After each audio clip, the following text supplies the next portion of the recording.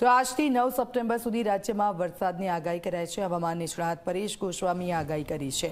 આગામી દિવસોમાં પડનારો વરસાદ રાજ્યમાં 65% વરસાદને આવરી લેશે। દક્ષિણ અને મધ્ય ગુજરાતમાં ભારે વરસાદની આગાહી છે। પાટણ, મહેસાણા, બનાસકાંઠામાં ભારે વરસાદની શક્યતા। કચ્છ અને સૌરાષ્ટ્રના કેટલાક વિસ્તારોમાં પણ વરસાદ પડી શકે છે।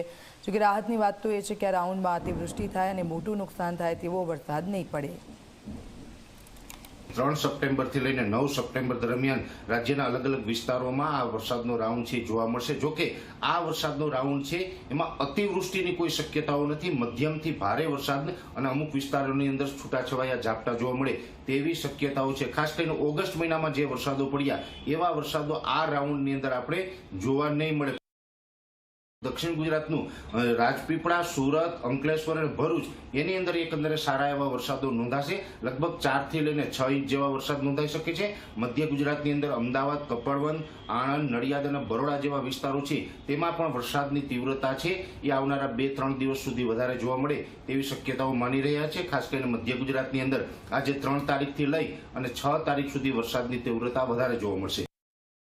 ઉત્તર ગુજરાતમાં પણ ઓલ ઓવર આ વરસાદની શક્યતા સારી રહેશે। એમાં પણ ખાસ કરીને પાટણ, મહેસાણા અને બનાસકાંઠા જેવા વિસ્તારોની અંદર વરસાદની તીવ્રતા છે એ સારી રહે ને ત્યાં પણ 4 થી લઈને 6 ઇંચ સુધીના વરસાદો નોંધાય તેવી શક્યતાઓ છે। સૌરાષ્ટ્રમાં પણ એકંદરે સૌરાષ્ટ્ર કચ્છમાં પણ વરસાદ જોવા મળશે, પણ સૌરાષ્ટ્ર કચ્છની અંદર અમુક વિસ્તારો એવા છે કે જેમાં આ વરસાદનો સારો એવો લાભ મળી શકે કે જેની અંદર કચ્છનું રાપર હોય અથવા તો સૌરાષ્ટ્રનું મોરબી, સુરેન્દ્રનગર, બોટાદ અને ભાવનગર આ વિસ્તારો છે કે એને સારો એવો વરસાદનો લાભ મળી શકે। તો આપ જુઓ, હવામાન વિભાગ તરફથી આગાહી કરવામાં આવી છે। ક્યાં કેટલો વરસાદ રહેશે, શું પરિસ્થિતિ રહેશે, કારણ કે 3 જેટલી જે સિસ્ટમ છે એક્ટિવેટ થઈ છે ને હવે આ સિસ્ટમ છે એ કયા કયા વિસ્તારો છે, કયા કયા જિલ્લાઓ છે તેને ગમરોડ